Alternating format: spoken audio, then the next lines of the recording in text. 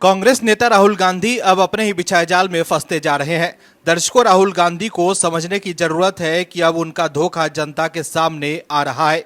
राहुल गांधी सिर्फ गौतम अडानी पर राजनीतिक हमला करते हैं, लेकिन अडानी के खिलाफ किसी भी तरह की शिकायत नहीं करते हैं। अगर कांग्रेस के पास अडानी के खिलाफ किसी भी तरह की अनियमितताओं की शिकायत है तो वो जांच एजेंसियों के पास क्यों नहीं जाते हैं, वो कोर्ट के पास क्यों नहीं जाते हैं। दरअसल वो तो सिर्फ अडानी का प्रयोग अपने राजनीतिक हितों को साधने के लिए करते हैं।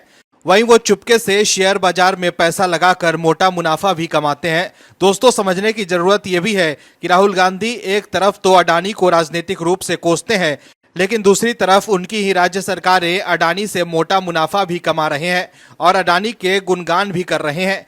लेकिन राहुल अडानी के नाम पर पीएम मोदी को घेरने की कोशिश करते हैं। लेकिन कैसे अडानी पर राहुल गांधी खुद ही घिर गए हैं, बताते हैं आपको इस रिपोर्ट में। तो जुड़े रहिए हमारे साथ इस रिपोर्ट में अंत तक।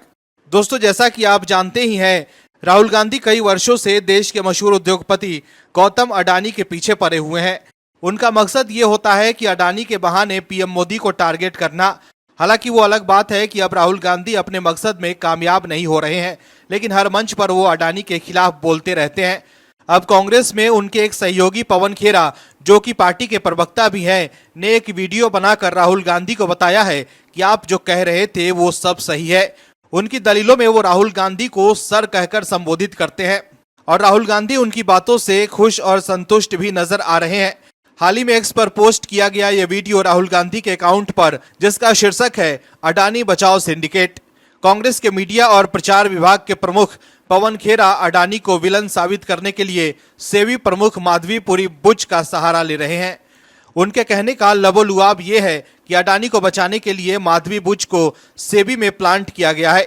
राहुल कहते हैं कि संस्थागत पतन ने अब भाई भतीजावाद से अधिक खतरनाक स्वरूप अडानी बचाओ सिंडिकेट को जन्म दे दिया है। मौजूदा सरकार अब केवल एकाधिकार को बढ़ावा नहीं दे रही है, बल्कि सक्रिय रूप से देश की संपत्ति को कुछ लोगों के हाथों में केंद्रित कर रही है। अब राहुल गांधी अडानी और मोदी सरकार पर आरोप तो लगा रहे हैं, लेकिन राहुल गांधी की नीयत पर संदेह इसलिए हो जाता है क्योंकि एक तरफ तो वो अडानी पर हमले करते हैं और दूसरी तरफ उनकी पार्टी के तमाम नेता, जिनमें राहुल गांधी के खास लोग भी शामिल हैं, वो अडानी का पलक फावड़े बिछाकर स्वागत करते हैं।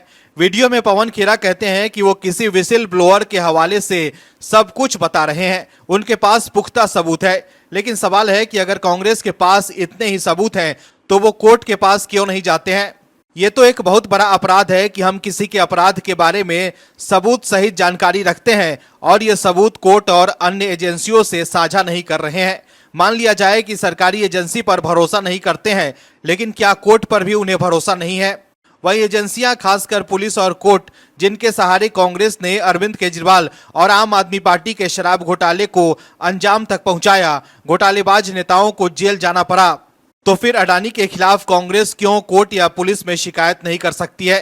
क्या अडानी से डरती है कांग्रेस, या उसका मकसद अडानी को बदनाम और ब्लैकमेल करना है और उनके सहारे मोदी सरकार पर दबाव बनाए रखना? राहुल गांधी की बातों पर आम लोगों को इसलिए यकीन नहीं होता क्योंकि उनकी पार्टी गौतम अडानी के साथ गलबहियां करती नजर आती है। राहुल गांधी बार बार कई साल से कह रहे हैं कि अडानी और अंबानी देश को लूट रहे हैं, लेकिन दूसरी तरफ कांग्रेस की सरकारें उनकी सुनने को तैयार नहीं है या जानबूझकर पूंजीपतियों को लेकर उनका डबल स्टैंडर्ड है। अडानी फाउंडेशन का तेलंगाना की कांग्रेस सरकार को 100 करोड़ का दान चर्चा में है।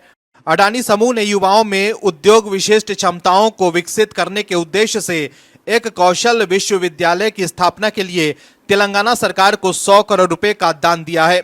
विपक्षी दलों ने इस दान की तीखी आलोचना की है। इसमें बीजेपी और केसीआर की पार्टी बीआरएस दोनों ने कांग्रेस के डबल स्टैंडर्ड की आलोचना की। कांग्रेस पर कटाक्ष करते हुए बीजेपी आईटी सेल के प्रमुख अमित मालवीय ने अपने एक्स पोस्ट पर लिखा था कि राहुल गांधी पूरे दिन अडानी अडानी चिल्लाते रहे, इसके बावजूद तेलंगाना के मुख्यमंत्री रेवंत रेड्डी आगे बढ़े और गौतम अडानी से दान स्वीकार किया।